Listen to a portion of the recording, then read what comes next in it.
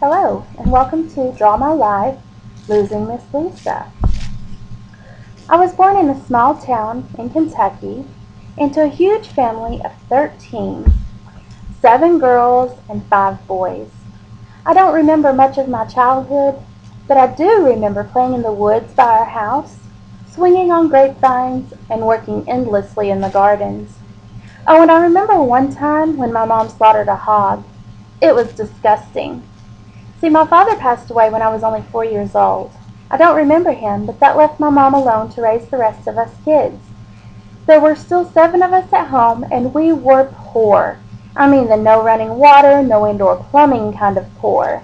We had to use an outhouse, and we had to heat our water on the stove for bathing. And that was after carrying it from a local spring. Yeah, that kind of poor. Anyways, in school I was never really the popular kid, but I don't remember being bullied either. I was a chubby kid and very shy, so I'm kind of surprised that didn't happen. Maybe I just blocked it out?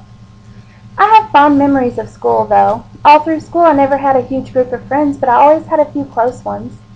In elementary, my best friend was Myrtle. She was so sweet and kind, and she actually ended up marrying one of my nephews, so that was cool. I moved a few times and went to 5 different schools until I finally found myself in a great high school where I got to stay for all 4 years. I think I'd have to say my best friend in high school was a girl named Misty, who I still keep in touch with as well. I adore her. Now I'm realizing that the 2 people I considered my best friends growing up were both redheads. Is that weird? During the high school years, I was also in a program called Upward Bound. I guess you could compare it to summer camp, but it took place at a local college campus, and we got to travel, take fun classes, and just have fun. It was amazing. I met so many wonderful people that I will always cherish. And while I was there, I met my first boyfriend, got my first kiss. I was 16. Too bad it only lasted for one summer, right? Oh, puppy love. My senior year, I developed gallstones and had to have my gallbladder removed. It was terrifying, but everything went well, and I no longer had pain, so that was okay. After that, though, I started gaining weight, and it didn't stop. It wasn't long after that I found out I have PCOS with infertility, and that I may never have kids of my own. That was heartbreaking. I graduated high school and started college right away, but suffered from depression and social anxiety. I ended up leaving college pretty quickly and started working instead. Over the years, I was a nanny, a cashier, data entry, a nanny again, and then a transcriber for hearing impaired students. That was the most rewarding job. I transcribed lectures in real time so that they could participate in class discussions.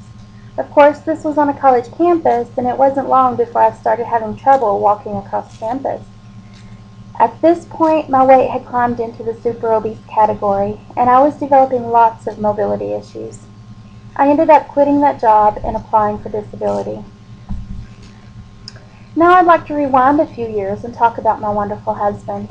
About 2 years after high school, my sister tried to set me up with him, but at the time I was dating someone else, and I just wasn't interested.